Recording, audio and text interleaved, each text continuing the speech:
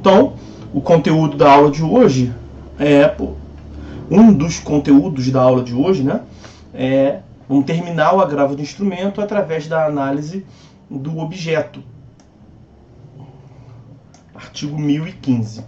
Eu vou aproveitar, enquanto tem o quórum ainda reduzido, porque está naquele período ali de tolerância para a galera ir chegando, tal, tem 9 alunos. Eu vou recordar aos senhores, até para fazer sentido aqui o começo da aula, que o agravo de instrumento ele passou por uma importantíssima modificação no código, no sistema anterior e no sistema atual. No sistema anterior, toda decisão interlocutória ela era agravável. Seja o agravo de instrumento, que nós estamos vendo aqui, que forma-se um instrumento no tribunal e que corre em paralelo com o processo de primeiro grau. Boa noite, Fábio. Seja pelo que tinha naquela época lá e não existe mais, um tal de um agravo retido, que era um agravo interposto no mesmo momento da decisão, mas que não subia para o tribunal, ficava retido nos autos, e a parte tinha que, na apelação, reiterar o seu interesse no julgamento do agravo, e acabava ficando parecido com o sistema atual. A lógica geral ficava parecida. O que mudava sobremaneira era que, naquela época, você tinha que interpor o agravo, seja de instrumento, ou seja, sim, Fábio, agravo de instrumento. Naquela época você deveria interpor o agravo, seja o de instrumento, seja o retido, no mesmo momento em que se proferia a decisão. Agora não, agora mudou quanto a isso a sistemática. Agora é o seguinte, você recebendo uma decisão interlocutória, você pode recorrer de imediato ou não. Quando que você tem que recorrer de imediato para não ter preclusão, para que você não tenha nenhum tipo de problema? É quando estiver no 1015. Quando estiver na lei, de modo geral, né? Mas por todos, essencialmente, o artigo 1015. E quando que você não vai precisar recorrer de imediato, não vai precisar recorrer, nem pode recorrer de imediato. Você vai ter a interposição do recurso diferida para o momento posterior. Quando? Quando não estiver no 1015. Aí, não estando no 1015, você vai interpor o recurso de apelação. Quando vier a sentença, você interpõe a apelação para impugnar a sentença, artigo 1009, e também para impugnar todas as decisões interlocutórias proferidas no curso do processo, que você tenha interesse em recorrer, mas que você não pôde recorrer instantaneamente porque não estava no 1015. É o que está no 1009, parágrafo 1º. Então essa é um apanhado geral sobre a recorribilidade das decisões interlocutórias, dos quais nós já falamos. Então o que falta ver, nós já falamos isso na aula de apelação, na aula passada eu comecei recordando isso, que se chama a modificação no sistema de preclusão das decisões interlocutórias. O que falta ver é justamente o 1015. Quais são as hipóteses que você recorre imediatamente para levar para o tribunal imediatamente quando está no 1015. Então vamos analisar o 1015. Então, para encerrar essa parte introdutória, nestes casos, se a decisão... Olha o caput. Cabe agravo de instrumento, então estamos falando do objeto, estamos falando do cabimento, cabe agravo de instrumento contra as decisões interlocutórias que versarem sobre 2 pontos e tem um rol. Então, se a decisão interlocutória que você tiver recebido estiver ali no 1015, você tem que agravar imediatamente, no prazo de 15 dias, né? Sob pena de preclusão dessa decisão. Ok? Bom, percebam que o caput do 1015, ele se refere a decisões interlocutórias que versarem sobre. Então, os incisos tratam das matérias que você pode impugnar. Decisão interlocutória é o aspecto processual. Decisão interlocutória é a decisão que não é a decisão final. É a decisão proferida no curso do procedimento. Decisão interlocus. Intermeio, locus, procedimento. É a decisão proferida no meio do procedimento. Diferente dela é a sentença, que é a decisão proferida no final. Do ponto de vista do conteúdo dessa decisão interlocutória, a decisão interlocutória pode versar sobre os mais variados tipos de argumentação. E aí você não pode recorrer de todas, você só pode recorrer das que estiverem no 1015. Mas perceba que o caput fala versar sobre. E aí é muito amplo. Em alguns incisos, a hipótese de cabimento do agravo de instrumento vai continuar ampla. Em alguns outros incisos, ele vai tratar de modo específico, dizendo, por exemplo, se o resultado for em um sentido, se rejeitar o pedido de gratuidade, por exemplo. Então só cabe quando rejeita, não cabe quando acolhe. É essa a primeira atenção que eu quero chamar para os senhores. Tem que ter cuidado com a redação. Esses incisos, eles são problemáticos? Não são problemáticos. Depois que você entende, fica show de bola. Mas tem que ler com calma, tem que ler com cuidado e fazendo as devidas adaptações. Especialmente porque, em alguns desses incisos, dos quais nós falaremos já já, o STJ concede uma interpretação extensiva. Então só pode recorrer nessas hipóteses. Só que o legislador trata de alguma questão e o STJ vai lá e coloca um temperinho, uma observação, e eu vou passar aqui para os senhores isso. Tá? Então vamos lá. Está visto aí o caput, decisões interlocutórias que versarem sobre inciso 1º, olha a primeira hipótese aí, tutela provisória. Percebam, qualquer decisão sobre tutela provisória. Versa sobre tutela provisória a decisão que concede ou a decisão que indefere, que não concede.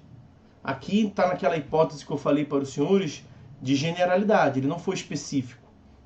O caput foi genérico, versar sobre, e o inciso continua genérico, tutela provisória. Tudo bem, é sobre tutela provisória, mas a que concede tutela provisória é a que nega as duas. Por quê? Tanto a que concede quanto a que nega, versa sobre, dispõe sobre, aborda a tutela provisória. A tutela provisória tem duas espécies, né? Tutela de urgência e a tutela da evidência. A tutela de urgência até se subdivide em cautelar e tutela antecipada. Qual delas? Todas. Porque aqui o legislador foi no gênero e não na espécie. Então é a que concede ou a que não concede tutela provisória. Qualquer modalidade de tutela provisória. Tutela da urgência ou tutela da evidência. O conteúdo, a matéria tutela provisória está disciplinada no Código entre os artigos 294, artigos 294 a 311. Do 294 até o 300 tem as noções gerais sobre tutela provisória. Do 300 ao 310 tem as espécies da tutela da urgência. E no 311, só o 311, um artigo só, a tutela da evidência. Vejam lá, se divirtam, peguem o caderno de TGP2 para entender o que é a tutela provisória. É a tutela não definitiva, né? Tutela provisória é aquela que não é definitiva. A decisão interlocutória pode tratar sobre tutela provisória, pode conceder uma tutela antecipada, pode rejeitar uma tutela cautelar, pode conceder ou rejeitar uma tutela da evidência. Em qualquer uma dessas hipóteses, cabe agravo de instrumento, que não tem maiores dificuldades. Tá? Inciso 2º do artigo 1015.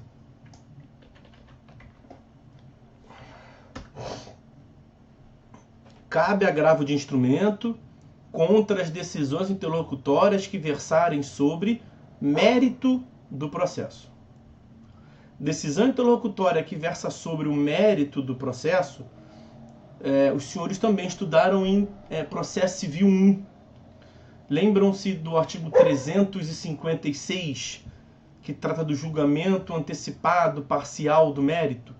Lá nós temos, portanto, uma decisão interlocutória, uma decisão que não coloca fim ao processo como um todo, mas ela julga o mérito. Julga não o mérito todo, porque se for o mérito todo, não é decisão interlocutória, é sentença. Essa hipótese de sentença, num julgamento antecipado, está no 355, que é o julgamento antecipado do mérito. O 356... Então, meus amigos, eu falava sobre a decisão de mérito, né?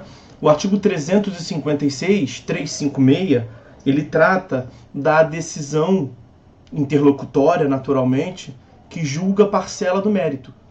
Então é o seguinte, o cara vai a juízo e formula 3 pedidos.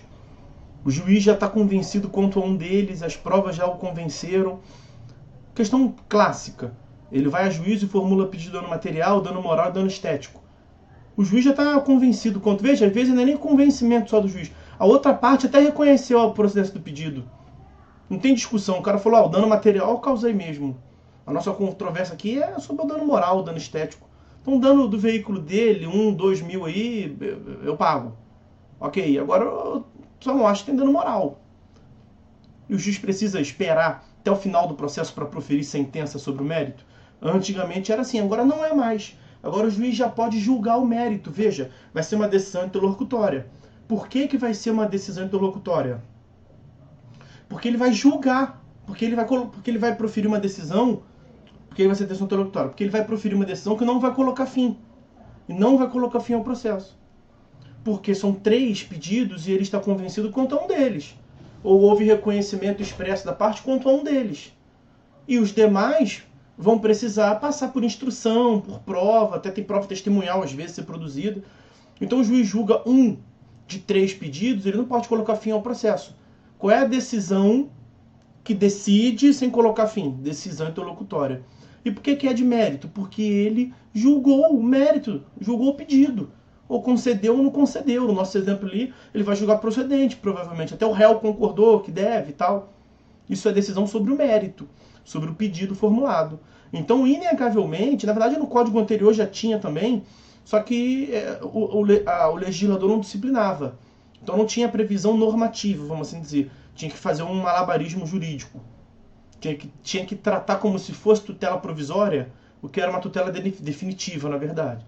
Agora, no Código atual, artigo 356, que é uma das boas novidades do Código, nós temos a possibilidade de uma tutela, de uma decisão interlocutória que conceda uma tutela definitiva sobre aquele pedido, dano material, pronto, final, o processo não vai prosseguir sobre aquele pedido acabou, o processo só vai prosseguir. Tinha 3 pedidos, ele vai prosseguir sobre 2, dano moral e dano estético. Então, uma tutela definitiva, só que não coloca fim ao processo como um todo. Então, uma decisão interlocutória que versa sobre o mérito do processo de modo definitivo. Isso é importantíssimo. Se a parte, é porque no exemplo que eu dei, a parte até concordou. Mas vamos supor que a parte não concordou, que o juiz proferiu a decisão pelo convencimento dele. Já tinha provas autos, já tem... Pelos argumentos das partes e pelas provas, ele se convenceu. Aí o juiz pode proferir uma decisão interlocutória sobre o mérito? É evidente que pode. Não só pode quanto deve. É melhor para o processo. Aumenta a efetividade. Aí a parte perdeu. A parte foi condenada a pagar lá 5 mil reais de dano material. E não é sentença, porque o processo vai prosseguir sob o dano moral, dano estético. Mas a parte que foi condenada a pagar 5 mil não gostou. Tem uma decisão no processo, uma decisão interlocutória, que no final tem assim: julgo procedente o pedido do autor, condeno o réu a lhe pagar 5 mil reais. O que é isso? Isso é mérito. Mas é um mérito provido pela decisão interlocutória. No sistema anterior, era a sentença que falava de um modo definitivo sobre o mérito. Agora nós temos o capítulo, nós temos a tese dos capítulos da sentença. E aí o juiz proferiu uma sentença, uma sentença naquele pedido de dano material. Foi uma sentença porque vai colocar fim àquele pedido de dano material, só que não coloca fim ao processo como um todo. Então, de um modo global, como o processo é um só, aquilo é uma decisão interlocutória. Se o processo tivesse apenas um pedido só de dano material, aquilo seria uma sentença. Mas como tem outros pedidos, aquilo é uma decisão interlocutória. Então, formalmente é uma decisão interlocutória, mas na sua essência tem conteúdo de sentença. É como parcela da doutrina afirma. Tá? Então, decisões interlocutórias que versem sobre o mérito do processo, e como eu fui abruptamente e grosseiramente derrubado pelo sistema, eu vou colocar de novo aí no chat o dispositivo, ó. Cabe agravo de instrumento contra as decisões interlocutórias que versarem sobre mérito do processo. Aí, por excelência, nós temos o artigo 356, que eu acabei de falar, e tem umas hipóteses também lá do artigo 354, parágrafo único. 354, parágrafo único, que é o mesmo contexto de julgamento antecipado do mérito sobre uma parcela dos pedidos. Ok? Nesse caso, cabe agravo de instrumento, tem que recorrer imediatamente. Vamos supor que o cara foi condenado a pagar 5 mil reais por decisão interlocutória. Aí ele pensa assim, vou recorrer só da sentença, que eu recorro tudo de uma vez. Se interpuser sentença lá na frente, que vai 15 dias depois, precluir o direito dele recorrer. Então, aquela decisão interlocutória faz coisa julgada material. É impugnável, não pode, é inimpugnável, não pode recorrer. Tá? Preclusão. Então é um caso que ele tem que recorrer imediatamente. O STJ, sobre esse inciso 2º, ele trouxe tem anotação aqui. Teve um julgamento dele, não tem muito tempo, que eu vou passar para os senhores, mas porque, sei lá, pode cair numa prova qualquer aí. Na minha acho que não tem não, tá? Mas é bom saber.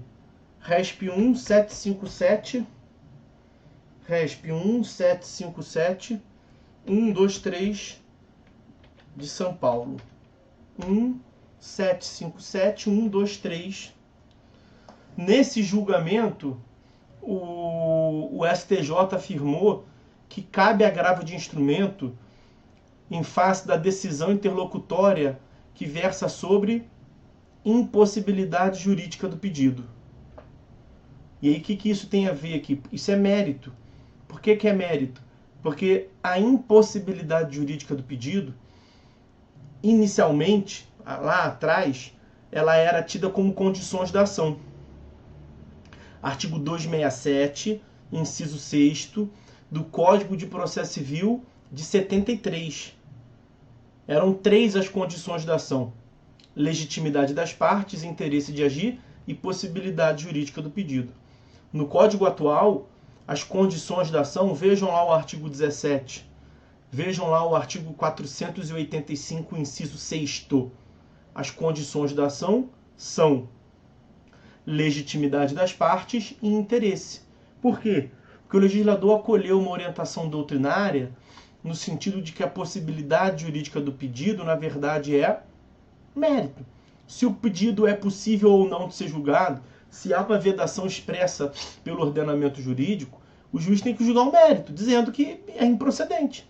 Se há um pedido de fuzilamento em praça pública por dívida, o juiz vai falar, não posso julgar isso, ou vai falar, julgo, e julgo improcedente, para tu tomar vergonha na cara e nunca mais formular um pedido desse, porque foi uma coisa julgada material. Com certeza, ele tem que julgar o mérito.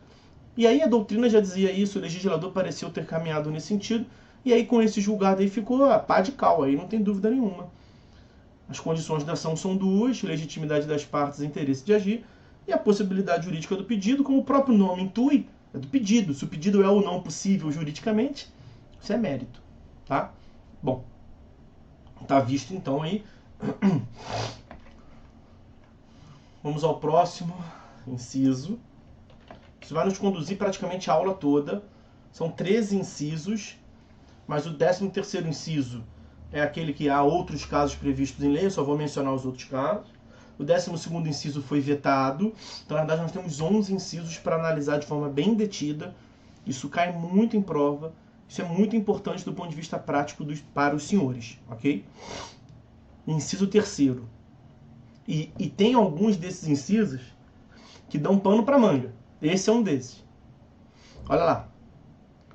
Cabe agravo de instrumento contra as decisões interlocutórias que versarem sobre rejeição de alegação de convenção de arbitragem. Convenção de arbitragem, os senhores se lembram bem, né? A convenção de arbitragem é um gênero que inclui a cláusula compromissória e o compromisso arbitral, tanto em um caso quanto em... O que diferencia a cláusula compromissória é que ela é feita em abstrato. Ela é formulada, uma cláusula, um contrato. Então é previsto antes de dar problema, antes da merda, as partes já estabeleceram que iriam para a arbitragem. O compromisso arbitral é o contrário, ele é feito em concreto, é quando já tem uma controvérsia e as partes, de qualquer maneira, preveem que não vão demandar perante o Poder Judiciário e que vão demandar perante a arbitragem, perante um árbitro, um colégio de árbitro.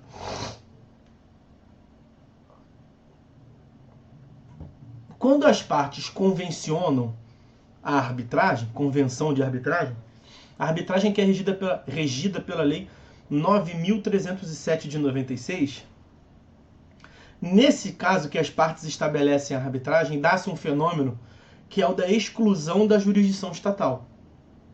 O juízo estatal, ele perde, alguns dizem, a competência. O STJ, nós vamos ver que até tratou disso. Tecnicamente, ele perde jurisdição. Ele não pode exercer jurisdição. Ele pede a investidura em jurisdição naqueles casos. Porque, por vontade das partes, elas pactuaram que a demanda seria julgada em outra sede, em outro ambiente, na chamada justiça privada. Mas, se nós estamos falando de uma decisão judicial, foi porque alguém foi a juízo, né? Então, alguém pactuou, alguém pactuaram, né? Que iriam demandar perante a arbitragem, e um deles furou. Um deles quebrou a corrente e foi a juízo. Elas convencionaram dizendo que não iam a juízo. Se desse problema, iriam resolver perante a arbitragem, perante a justiça privada, que tem alguns benefícios em relação à justiça estatal, como, por exemplo, o sigilo, a escolha do árbitro, a definição do critério de decisão, a definição de um tempo para julgamento. Então é muito comum que empresas, grandes conglomerados, escolham só a arbitragem por conta desses benefícios. É mais caro, mas se podendo pagar, vai valer a pena no final. Mas aí uma das partes, o autor da demanda, quebrou a corrente, rompeu o pacto e foi a juízo. A parte interessada em não demandar em juízo, ela pode ficar sem fazer nada ou ela tem que se defender, alegando como uma das matérias a convenção de arbitragem? Ela tem que alegar. Ela não pode ficar sem fazer nada. Porque conforme consta, vão tomando nota aí, conforme consta do artigo 337, parágrafo 6º, 337, parágrafo 6º, a parte interessada em alegar a exclusão da jurisdição estatal, dizer para o juiz, olha, Vossa Excelência, você não pode julgar porque tem uma convenção de arbitragem e esta causa tem que ser tramitada num juízo arbitral, ela tem que fazer isso até a contestação. Por isso está lá no 337. O juiz não pode conhecer de ofício e a parte tem que alegar expressamente. Porque se a parte não alega expressamente, nós temos o fenômeno da prorrogação da competência. O juízo volta. Nós temos a retomada da investidura da jurisdição estatal. Porque as partes pactuaram, as duas, pacta sunt servanda, que não querem a jurisdição. Uma quebrou a corrente, uma foi a juízo.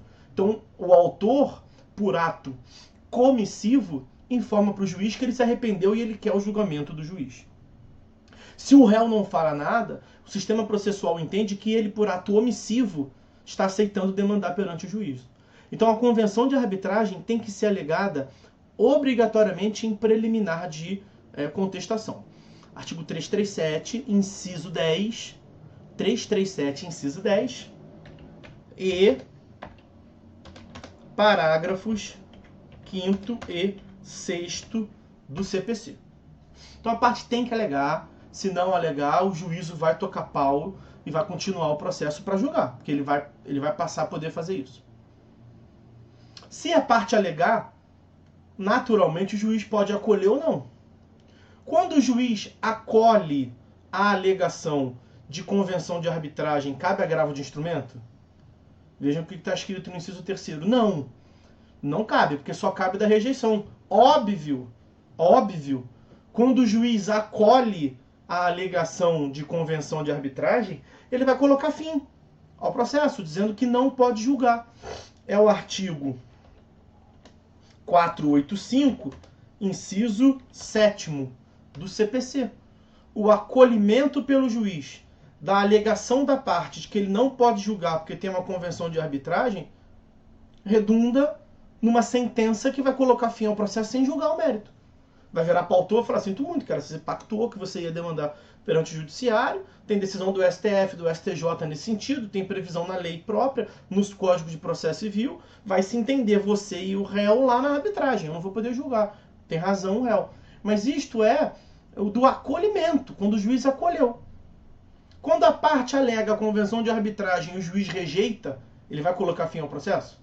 Não, pelo contrário, a parte está dizendo, tu não pode julgar, porque tem convenção de arbitragem, o juiz está dizendo, não posso, é o Cacildes, eu vou julgar.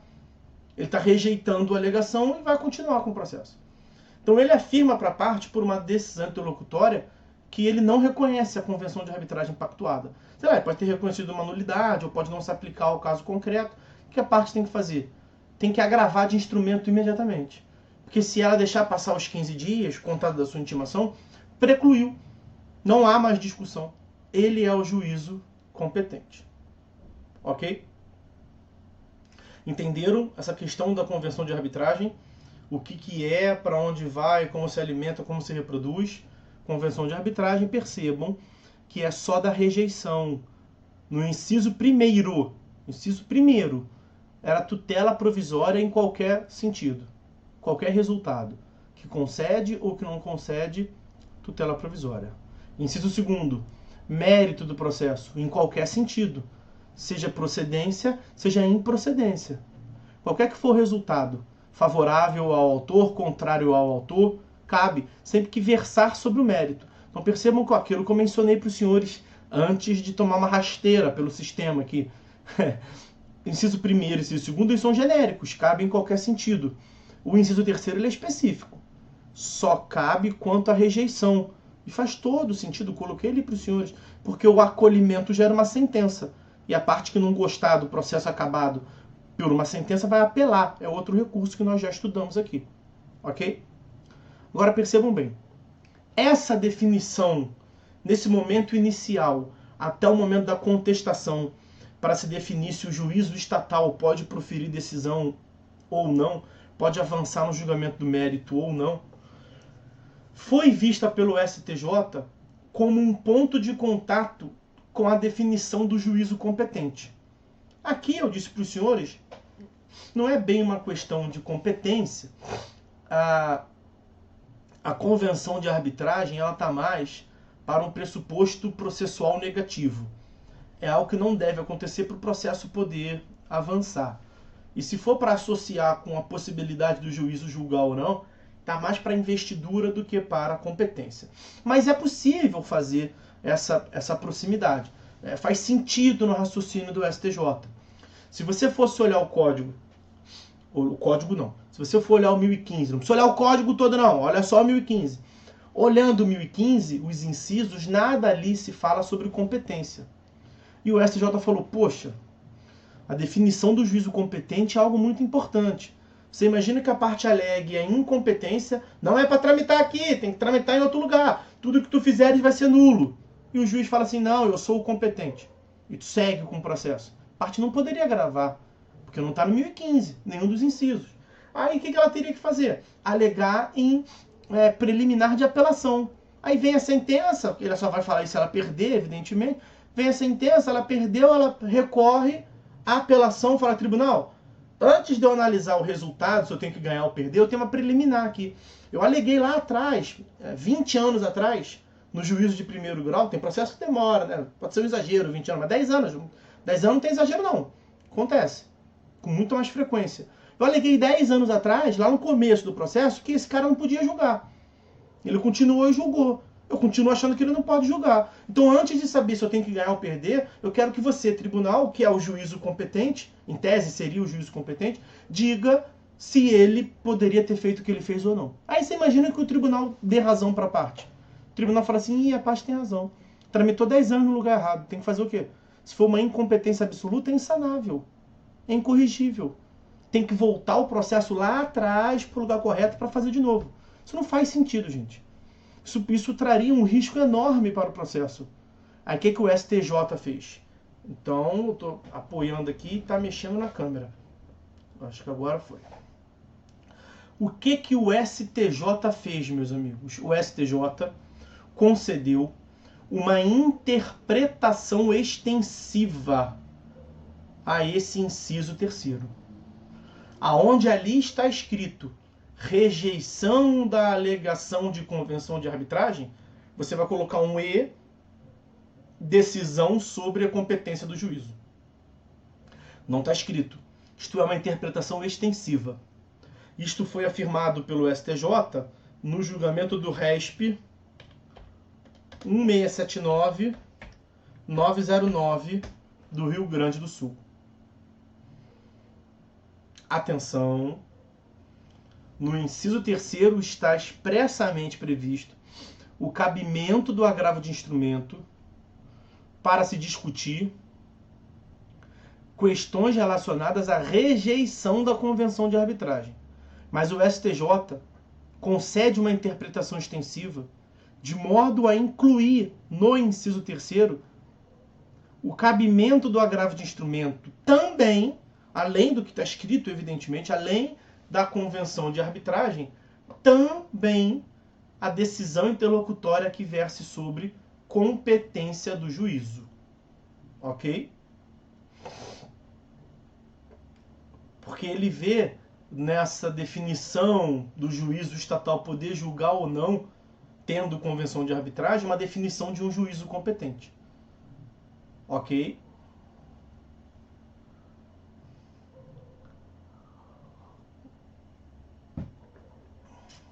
Vamos seguir. Inciso 4º. Cabe agravo de instrumento contra a decisão interlocutória que versar sobre IDPJ, incidente de desconsideração da personalidade jurídica. O IDPJ está lá entre os artigos 133 a 137 do CPC. O IDPJ, o incidente de desconsideração da personalidade jurídica, gera uma intervenção de terceiro forçada. Então, saber se o processo vai prosseguir tendo só a pessoa jurídica ou tendo a pessoa jurídica e mais os sócios é algo importante para o processo, realmente. É a delimitação do âmbito subjetivo do processo. Quais são as partes do processo? Alguém falou assim, eu quero que não seja só a PJ. Tem os requisitos necessários para a desconsideração, artigo 50 do Código Civil, artigo 28 do CDC, artigo 2º da CLT, são diplomas de natureza material, diploma material, que regulamentam a desconsideração da personalidade jurídica. Personalidade jurídica, quem fala sobre isso é direito material. E aí, lá no artigo 50, nós temos uma teoria maior. No artigo 28, artigo 50 do Código Civil, artigo 28 do Código de Defesa do Consumidor, a teoria é menor, algumas têm mais requisitos, outras têm menos requisitos. Em alguns ambientes é mais fácil, em outros é mais difícil você reconhecer a desconsideração, mas para o legislador processual isso é um ponto interessante, relevante para o processo. Saber contra quem que o processo vai prosseguir. Só em face de 1 ou em face de 4? Imaginem que são 3 sócios. Isso tem toda a relevância, naturalmente, para o processo. Então, a decisão do IDPJ, em qualquer sentido, qualquer que seja o resultado, porque ali, versar sobre IDPJ. Não é o acolhimento, não é a rejeição, é em qualquer sentido. A decisão que defere a desconsideração, cabe agravo de instrumento. A decisão que indefere, cabe agravo de instrumento. O Fábio pergunta se esse é o inciso 4º. São todos incisos do artigo 1015, que nós estamos analisando aqui como conversamos antes, tá? Próximo, inciso 5º.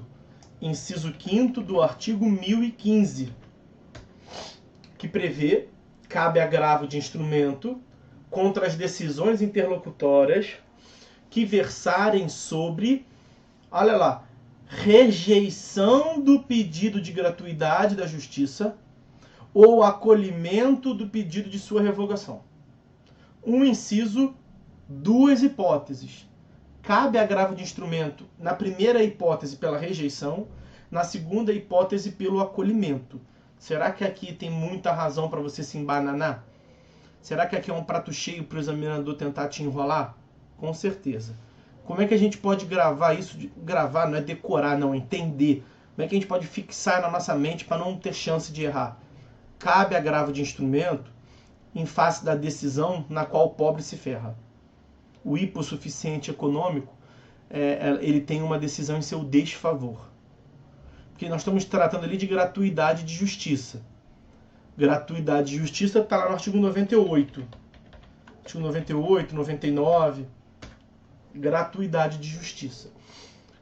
Aquele que se alega hipossuficiente, se for pessoa natural, não precisa nem provar, em tese pelo menos, bastaria a declaração. Aquele que se alega hipossuficiente pode pedir o benefício da gratuidade de justiça. E, naturalmente, o juiz pode acolher ou rejeitar. Quando o juiz acolhe o pedido, ele dispensa parte do pagamento. Pobre se deu bem. Cabe agravo de instrumento da decisão que acolhe não ter que pagar? Não, não cabe. Porque cabe agravo de instrumento só quando o pobre se lasca, quando o pobre se dá mal. Aí o hipossuficiente econômico pediu a gratuidade de justiça. O juiz analisa e nega. Cabe agravo de instrumento? Cabe. Veja, cabe da rejeição do pedido de gratuidade. Ok?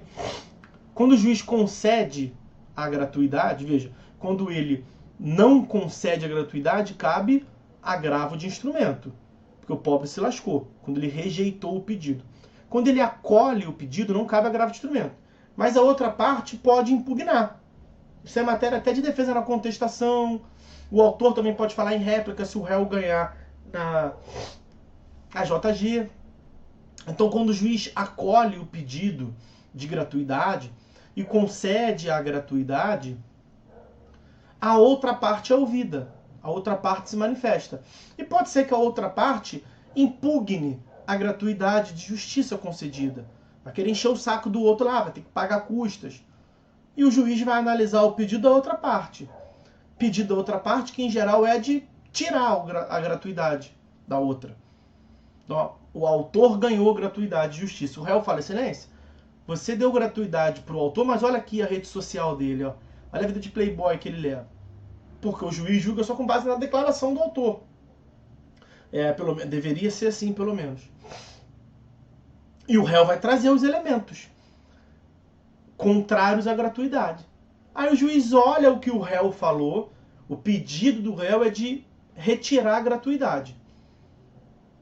O juiz olha o pedido de revogação e fala assim, não, eu vou manter a gratuidade. Cabe agravo de instrumento? A rejeição do pedido de revogação cabe agravo de instrumento? Não cabe. Você não pode confundir com a primeira hipótese. Você não pode falar assim, professor, mas você disse que cabe da rejeição. No primeiro caso, é o pedido do pobre. O pobre pediu, ganhou. Não cabe. O pobre pediu, foi rejeitado. Cabe, porque cabe sempre que o pobre se lasca. Aquele que pede, aquele que se alega hipossuficiente, que não consegue pagar, sempre que ele se dá mal, cabe agravo de instrumento. Então, lá na primeira parte do dispositivo, é a rejeição do pedido de gratuidade. Aqui nós estamos falando do pedido de revogação. A outra parte pede para revogar. A outra parte pede para revogar e o juiz rejeita. Não cabe agravo de instrumento. Porque o pobre se deu bem. Aquele pobre não é questão fática. Às vezes quem está pedindo é até mais pobre faticamente do que a outra parte. Mas foi ele que pediu. O que importa, aqui a questão é formal. Aquele que está pedindo a hipossuficiência se deu bem com a rejeição do juízo do pedido de revogação. Se ele rejeitou a revogação, porque ele vai manter. Então o pobre se deu bem. E quando a outra parte pede a revogação, o juiz acolhe. Então ele vai tirar fora a gratuidade. E a parte vai ter que pagar as custas. Então se deu mal. Quando o pobre se dá mal, cabe. Então a rejeição do pedido do benefício de gratuidade é o acolhimento do pedido de sua revogação. Sempre que seja por decisão interlocutória. Porque, por vezes, os juízes tratam disso na sentença. E se o juiz decidir na sentença qual é o recurso cabível? A apelação. Eu acho que isso está no artigo 100. Abrindo uma outra página aqui, porque eu não quero perder aquela que já está engatilhada.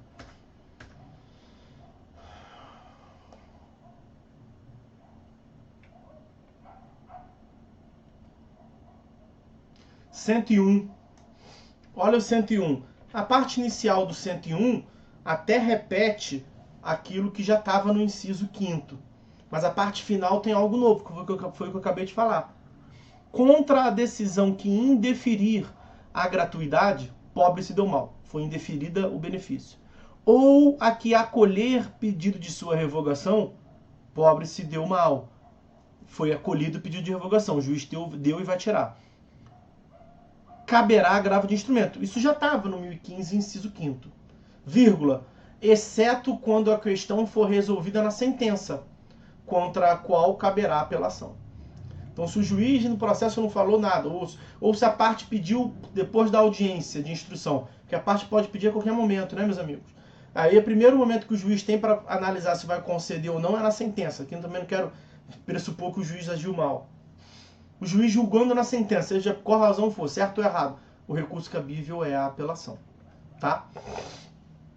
Então, tá visto aí o inciso 5º do artigo 1015. Inciso 6º do artigo 1015.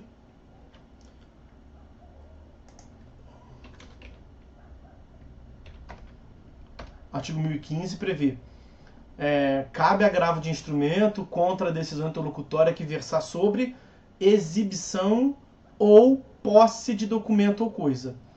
Exibição ou posse de documento ou coisa é um tipo de prova.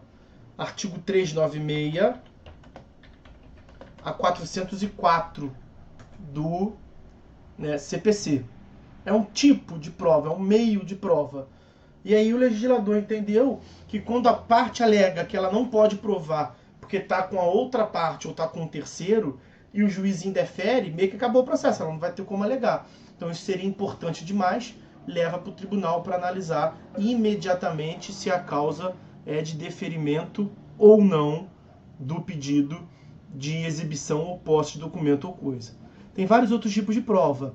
Os outros tipos de prova, em geral, é irrecorrível. A princípio, vamos ver isso melhor adiante, no último tópico desse ponto da disciplina, mas seguindo a análise dos incisos, não é cabível discussão sobre prova por agravo de instrumento, salvo exceção feita à exibição ou posse de documento ou coisa. Porque pelo artigo 1015, inciso 6º, cabe agravo de instrumento da decisão que versar sobre. Então, seja aquela que defere a exibição ou aquela que indefere a exibição. Inciso 7º. Cabe agravo de instrumento em face da decisão interlocutória que versar sobre exclusão de litisconsortes. Exclusão de litisconsorte. Litisconsórcio, se vocês se lembram no que consiste, né? A pluralidade de demandantes ou demandados, pluralidade de partes da demanda, e é possível, tem uma previsão lá no artigo 113, parágrafo 1º, que é a limitação do litisconsórcio multitudinário, que é o chamado, então, litisconsórcio multitudinário. Significa que, sendo facultativo o litisconsórcio, o juiz pode restringir o número de litisconsortes se a excessiva quantidade, a excessiva quantidade de litisconsortes estiver atrapalhando o exercício do direito de defesa da outra parte ou a efetividade da condução do processo. Você imagina que é uma demanda que tem 500 autores em face do réu. A Fazenda Pública pode alegar: pô, excelência, não está difícil para se defender em face de 500. Analisar documento de 500 é difícil. Então, limita isso aí, por favor. É possível que o juiz acolha esse pedido de limitação. Tá? É uma análise casuística. Você vai ter que ver o tipo de causa, vai ter que ver se atrapalha mesmo ou não. E aí, atrapalhando, e sendo o litisconsórcio facultativo, né, meus amigos? O dispositivo é claro em afirmar isso, sendo facultativo o litisconsórcio. Significa que, se for necessário, se for obrigatório, tem que todo mundo ficar, aí não tem jeito.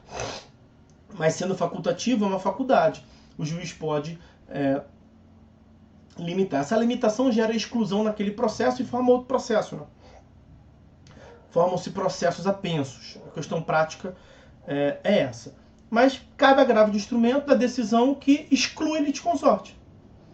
Decisão que exclui litisconsorte.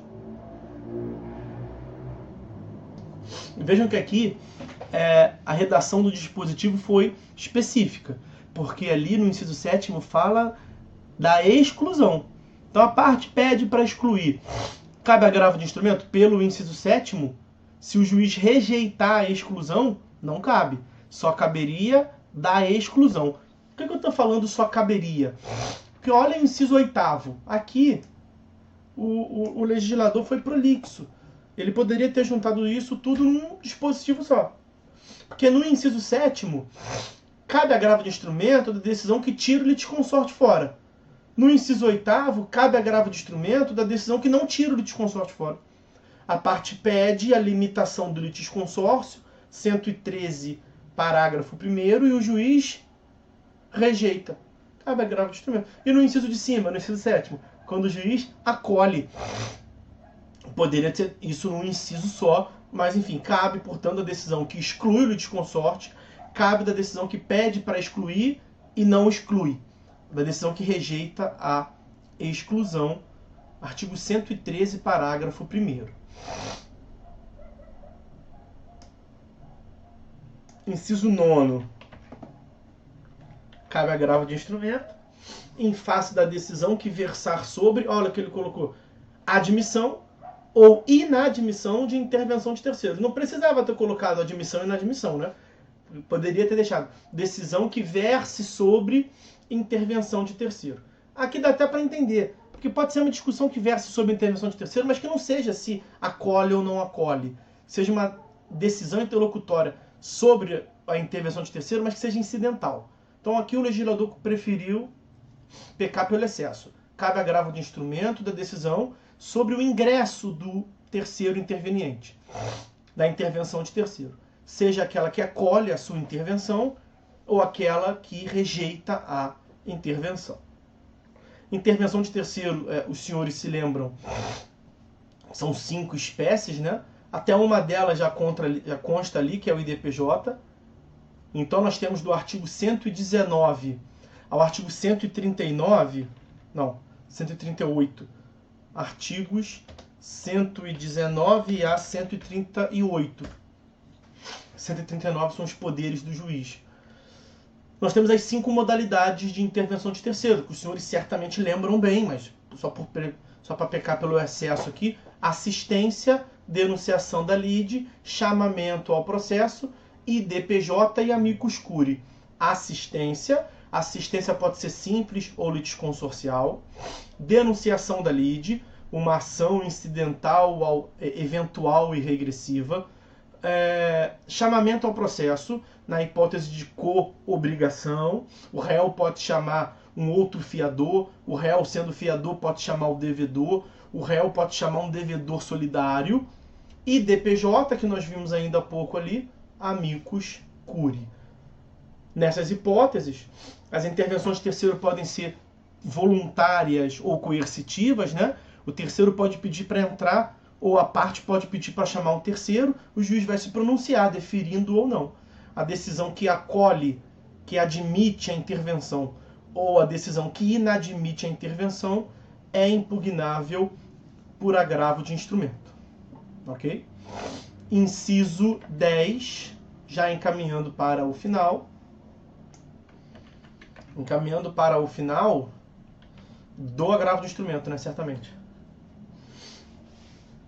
Cabe agravo de instrumento em face da decisão interlocutória que versar sobre concessão, modificação ou revogação do efeito suspensivo aos embargos à execução. Calma. Os senhores não viram embargos à execução ainda. Isto é matéria de processo civil 4, próximo período.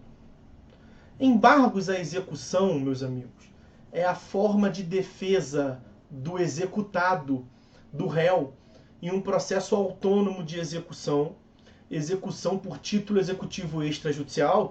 Os senhores verão isso no próximo período. O que os senhores têm que saber aqui é o seguinte: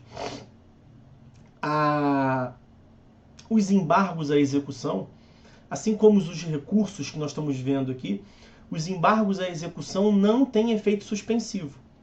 De modo que o fato do executado se defender não obsta, não impede que o juiz pratique atos executivos de constrição. Pode penhorar a bem dele, pode fazer tudo menos pagar para o credor. Então o juiz pode ir tocando a execução enquanto ele está se defendendo, paralelamente. Ok? Não tem efeito suspensivo pela lei. Muito antes, pelo contrário. O artigo 919 é expresso em dizer que não tem efeito suspensivo. Ok? Mas ele também diz que, preenchidos os requisitos de fumos boniuris e periculum in mora, sejamos objetivos aqui, a parte pode pedir. A parte pode pedir para quem? Para o juiz. Então ela sabe que não é automático o efeito suspensivo, mas ela pode pedir. Então ela embarga a execução, se defende na execução e pede, excelência, pare os atos executivos. Não faça nada de constrição patrimonial. Me conceda o efeito suspensivo. O juiz vai analisar. O juiz analisou e concedeu. Então o exequente se deu mal, né? O exequente não vai poder fazer nada, vai ter que esperar julgar a execução. O exequente pode recorrer. Ok? A parte pediu e o juiz deu e depois modificou. Ele deu, então, olha só, a parte pediu um efeito suspensivo. O juiz deu. Não cabe agravo de instrumento. Não, quer dizer, cabe agravo de instrumento. Cabe da concessão. Aí a parte recorreu ou não, tal, o processo seguiu. No curso da execução, que está suspensa, a outra parte, hipóteses, a outra parte apresenta uma petição pedindo para que o juiz tire alguma parte da suspensão. Excelência, deixa o exequente dizendo, né? Excelência, deixa eu praticar alguns atos. Dá uma suspensão apenas parcial, você deu total, dá uma parcial. O juiz pode modificar, é a hipótese da modificação. Ou o oposto. O juiz inicialmente concedeu uma suspensão parcial. A outra parte no meio, depois que o processo avançou, pode pedir para ampliar e paralisar tudo. Veja, tudo pode acontecer. A parte pediu, o juiz concedeu e depois foi modificado. Cabe agravo de instrumento. A parte pediu, o embargante pediu, o juiz concedeu. Aí depois, novos eventos da causa, pedido da outra parte para tirar fora, o juiz revogou. Não é que ele tirou uma parte, não, ele não modificou, ele tirou fora o efeito suspensivo, de modo que vai poder seguir normalmente a execução. Cabe agravo de instrumento. Então cabe da concessão, cabe da modificação, cabe da revogação do efeito suspensivo nos embargos. Acontece, meus amigos, eu não sei se alguns dos senhores já se deram conta, já surgiu aí a luzinha de alerta. O mais importante, que é o da rejeição, não tem, né? Porque, veja, vamos de trás para frente. Revogação. O juiz deu, depois tirou. Quando ele dá e tira, cabe agravo de instrumento. Tá. O juiz deu e depois modificou. O juiz deu aqui, com muito respeito a Vossa Excelência, o juiz deu efeito suspensivo, né? Então o juiz concedeu o efeito suspensivo e depois revogou. Cabe. Concedeu efeito suspensivo e depois modificou. Ampliou, diminuiu. Cabe. O juiz concedeu o efeito suspensivo. Cabe. E quando o juiz rejeita o efeito suspensivo? Segundo o legislador, não caberia. Mas não faz o menor sentido. Se cabe o agravo de instrumento quando o juiz dá e tira, por que não vai caber quando o juiz nega? Que é a mesma coisa de dar e tirar. Aí, analisando essa... Não era estúpido. Analisando essa lógica, o STJ ampliou também a interpretação desse inciso. De modo que pelo RESP, por meio do RESP 1.694.667 do Paraná, o STJ entendeu que cabe também da rejeição do pedido de gratuidade. Então, mais uma vez, eu chamo a atenção dos senhores e peço para que tenham bastante cuidado. Está escrito no Código que cabe da concessão, da modificação, da revogação. Não está escrito que cabe da rejeição. Quando a parte... Aqui, excelência, está aqui minha defesa, toma aqui meus embargos. ó, eu tô te pedindo para você parar de tocar, de dar andamento na execução, porque eu quero o efeito suspensivo. O juiz olha para a parte e fala assim, não cabe. Não concedo efeito suspensivo, vou continuar agredindo o patrimônio. Pelo inciso 10 ali, não cabe agravo de instrumento. Porque não foi concedido, não foi modificado e não foi revogado, porque só se pode revogar o que você concedeu em algum momento. Então a rejeição não está escrita no inciso 10, mas segundo o STJ, está implicitamente escrita. Ele concedeu uma interpretação extensiva. RESP 1694667 do STJ. Ok? Sigamos. Inciso 11. Inciso 11 do artigo 1015, né? Cabe agravo de instrumento em face da decisão interlocutória que versa sobre redistribuição do ônus da prova, nos termos do parágrafo 1º do artigo 373. Qual é esse parágrafo 1º do artigo 373? É a inversão do ônus da prova. É o que se chama de distribuição dinâmica do ônus da prova. O juiz, atendendo a peculiaridade do caso concreto, resumidamente, há uma disparidade entre as partes, está fácil demais para uma parte produzir a prova e é difícil demais para outra parte produzir a prova, só que quem pediu, quem formulou a alegação foi essa parte aqui, ó, que está em posição desigual. Como é que o juiz pode, em concreto, equilibrar a posição entre elas? Vai falar para outra parte, ó, quem pediu foi ele, mas quem vai produzir é você. Em regra, produz prova aquele que alegou. Incumbe a parte que alega produzir prova. 373, inciso 1º. O ônus da prova incumbe ao autor, quanto ao fato constitutivo do seu direito. Claro, quem alega um fato que constitui o seu direito é o autor. Então o que o 373, inciso 1º, está dizendo é que quando o autor alega, ele tem que provar. Inciso 2º. O ônus da prova incumbe ao réu, quanto aos fatos modificativos, extintivos e impeditivos do direito do autor. Claro, quem alega isso é o réu. Defesa de mérito indireta. Então, o que o 373, inciso 2º, está dizendo é que as alegações do réu incumbem ao réu provar. Quem alega tem que provar. Aí o parágrafo 1º vai e inverte isso. Pode conceder a outra parte, por decisão judicial, o ônus de produzir prova sobre o que a outra parte alegou. É a distribuição dinâmica do ônus da prova, que veio lá do direito do consumidor como sendo a redistribuição do ônus da prova. O juiz pode redistribuir?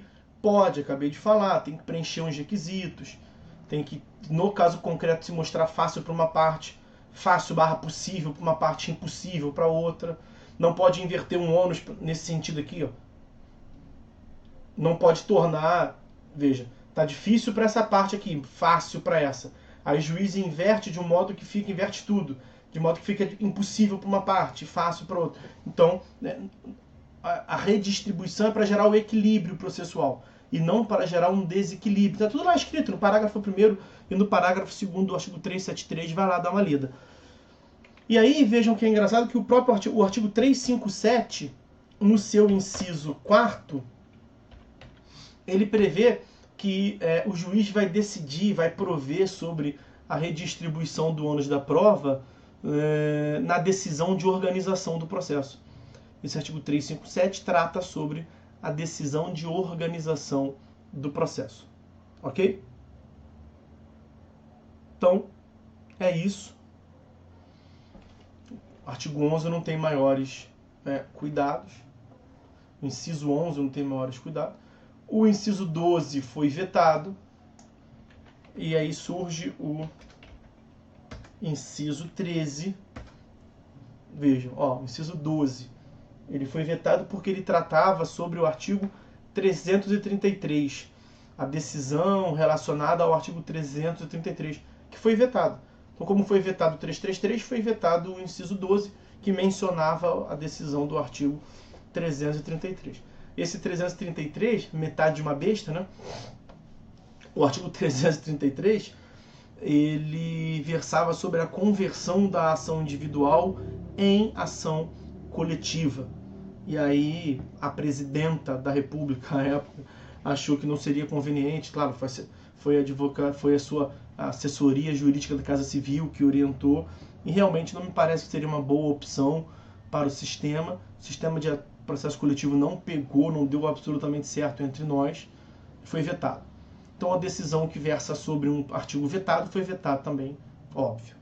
E por fim o inciso 13, que fala assim, outros casos expressamente referidos em lei. Então percebam, o rol do artigo 1015 não é um rol exaustivo, porque pode ter outras hipóteses previstas em lei. Ele é um rol taxativo das hipóteses. E mesmo assim, o STJ tem concedido a ele uma interpretação extensiva em vários casos. Então, as hipóteses de impugnação de decisão interlocutória por agravo de instrumento, ela se dá quando há previsão em lei. Não apenas no 1015, mas o principal deles é o artigo 1015. Eu vou citar aqui outros dispositivos que tratam sobre que trata sobre impugnação por agravo de instrumento. Então, nesse inciso 13 aí, ó, eu mencionei aqui para vocês 354, parágrafo único. Tem o 1037, parágrafo 13. Parágrafo 13, inciso 1º, que é sobre recursos repetitivos. O 1027, parágrafo 1º do CPC. O artigo 100 da Lei de Falência, da Lei 11.101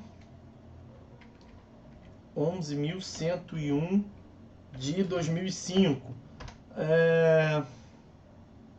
Na Lei de Improbidade Administrativa, o artigo 17, parágrafo 10 da Lei 8429 de 92.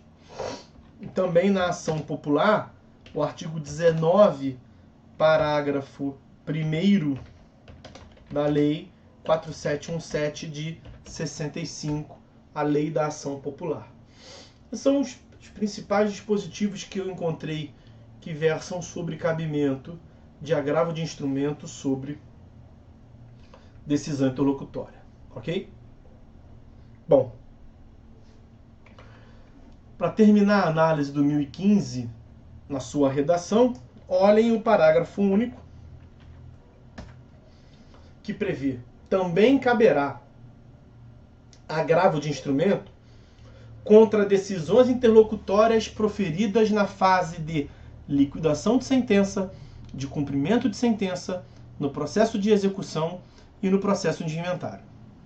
Tirando o processo de inventário, vocês não falaram, ouviram ainda, ou não estudaram ainda as outras hipóteses. Porque a liquidação é um requisito para execução. A execução é um tipo de execução. O cumprimento de sentença é uma outra forma de execução. Então são 4 hipóteses no parágrafo único. Inventário e partilha que os senhores já viram, liquidação que verão em processo civil 4, cumprimento de sentença que verão no próximo período, processo civil 4, e processo autônomo de execução que verão no próximo período, processo civil 4. Mas tem um atributo básico, um atributo comum a cada um desses institutos, desses procedimentos, que é o fato de que nesses procedimentos as decisões mais importantes são as decisões interlocutórias. Que a decisão final, nesses casos, elas são tão somente de formalização. Então a decisão da execução vai dizer assim, ó, tudo que eu deveria fazer, o juiz, né? Tudo que eu deveria fazer eu já fiz, a obrigação já foi satisfeita, julgo extinto o processo nos termos do artigo 924. Geralmente é um parágrafo só a sentença da execução. O principal na execução é saber se pode penhorar um bem, se não pode, se o leilão foi feito de modo correto ou não, que os senhores verão lá. Isso é tudo por decisão interlocutória. Mesma coisa no inventário e partilha. A sentença só vai dizer assim, ó, já foi pago o tributo, já partilhei entre os herdeiros, acabou. Julgo extinta o inventário e partilha por sentença. O mais importante é saber se pode, qual é a cota que cada um vai receber, quem vai ser o inventariante. Então tem muita discussão no curso do procedimento. E percebam que nesses casos, portanto, o parágrafo único não restringe. Então nos incisos, nas matérias que os incisos discriminou. No parágrafo único inverte a lógica. O parágrafo único é meio que volta à regra anterior. Toda decisão interlocutória nesses procedimentos são agraváveis. Todas as decisões interlocutórias nesses procedimentos, são 4 procedimentos: inventário e partilha, liquidação de sentença, cumprimento de sentença, processo de execução. Nesses 4 procedimentos, toda e qualquer decisão interlocutória é agravável. Tem uma razão de ser. Porque nesses procedimentos, a sentença ela é meramente formal. Ela não provém sobre o mérito, ela não traz nada de novo à sentença. A sentença só olha para as interlocutórias, que são as decisões mais importantes desses procedimentos, e diz, ó, o que eu deveria fazer eu já fiz por decisão interlocutória. Agora eu vou colar fim ao processo. Se a parte não pudesse fazer nada lá atrás e esperasse uma sentença dessa para apelar, seria ruim para o sistema. Por isso que aqui o código muda a lógica. Ok? Atenção ao parágrafo único. E aí, para encerrar, ficamos aqui 1h15 falando sobre o modo como se interpreta cada um dos incisos, né? E ficamos porque devemos ficar. Fizemos certo em ficar. Estamos seguindo aqui a análise do que o legislador prevê. Acontece, meus amigos, que o STJ, no final do ano passado, proferiu uma decisão, segundo semestre do ano passado, da metade para o final do ano passado, ele proferiu uma decisão que chocou a comunidade jurídica. A maioria não gostou tanto. Porque ele, por meio do julgamento do RESP 1.696.396, RESP 1.696.396, e também pelo julgamento do RESP, tem um outro, RESP 1.704.520, então, por meio desses... foi um julgamento só, conjunto, que tratou desses 2 casos. Nesse julgamento, o STJ ele aprovou uma tese que é a da taxatividade mitigada. Eu não sei como é que uma coisa pode ser taxativa e mitigada ao mesmo tempo. Porque taxativa, o rol é taxativo, é que só cabe naqueles casos. Mitigado é que não cabe, só naqueles casos. Então, numa mesma expressão, foi afirmado que só cabe nos casos do 1015, mas pode ser que cabe em outros. Faz o menor sentido. Mas é como for, não vejo, está entre aspas, não são minhas palavras. Taxatividade mitigada.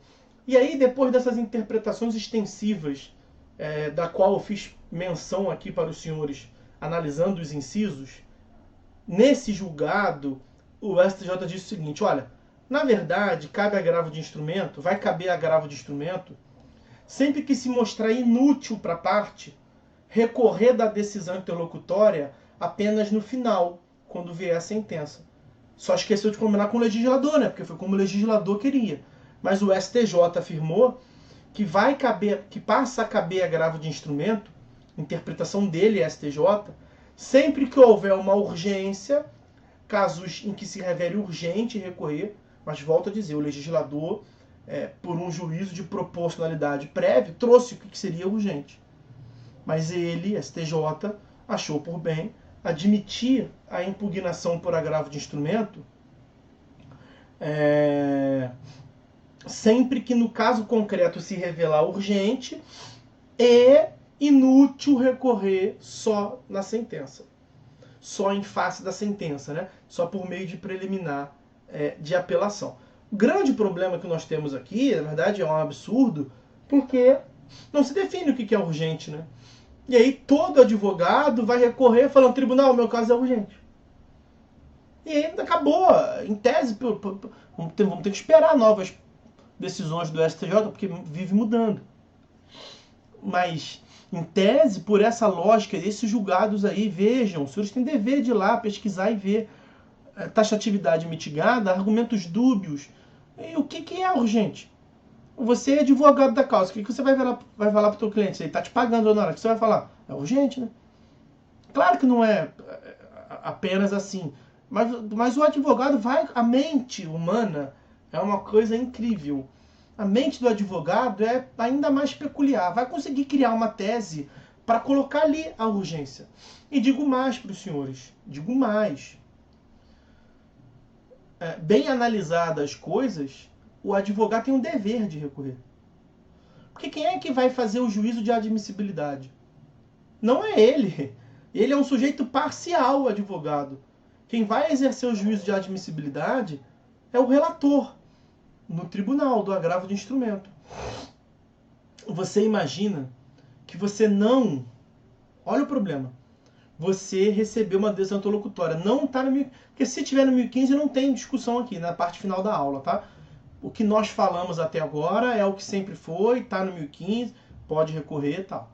Você recebe uma decisão que não está no 1015. Não está no 1015. Por exemplo, você pediu a gratuidade e o juiz concedeu. Não está. Lá só cabe agravo de instrumento da rejeição da gratuidade. A parte vai lá e recorre, dizendo que para ela é urgente aquilo. O que o relator pode dizer no tribunal? Não é urgente, não vou receber o agravo de instrumento. Ok.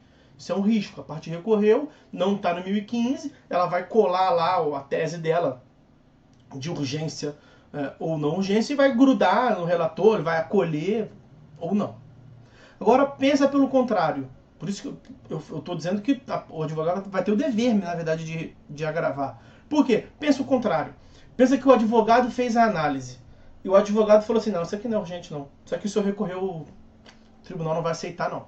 Não vou nem tentar. Aí não tenta, cara. Aí tem um agravo de instrumento aí tem uma decisão interlocutória que ele não agravou. E seguiu o processo. Aí veio a sentença.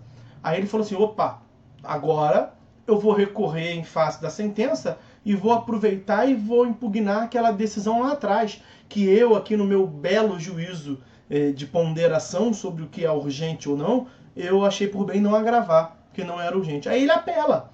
E ele bate na sentença e bate na apelação, metaforicamente dizendo, né? Bate argumentativamente. Ele impugna a sentença e impugna a decisão interlocutória. Foi isso que nós aprendemos aqui, não foi? Foi isso que nós lemos no 1009, parágrafo 1º. Aí você imagina se o relator disser assim, ó, recebo a apelação na impugnação da sentença, mas deixo de receber em face da impugnação da decisão interlocutória, porque aos meus olhos de relator era urgente e a parte deveria ter seguido o STJ e ter recorrido lá atrás. Respes, tais. Como a parte não recorreu lá atrás, precluiu, passou o tempo. Olha a insegurança jurídica disso. Você tem que recorrer como advogado, tem que recorrer de quais casos? Infelizmente de todos. Para não ter risco, tem que recorrer de todos. Ou então, quando tiver decisão do STJ dizendo não cabe nesse caso, aí vai ter uma segurança jurídica dizendo que não cabe. Mas mesmo assim, cada hora ele diz que cabe, diz que não cabe. Esse julgado é horroroso. Ele é horroroso. O STJ meio que pegou e botou uma caneta vermelha no artigo 1015. A cabeça sempre foi urgente. Para que o professor perde uma hora explicando? Perde porque tem que fazer o certo. Tá, mas esses julgados aí vem dando muito problema na prática. Ok? Está visto.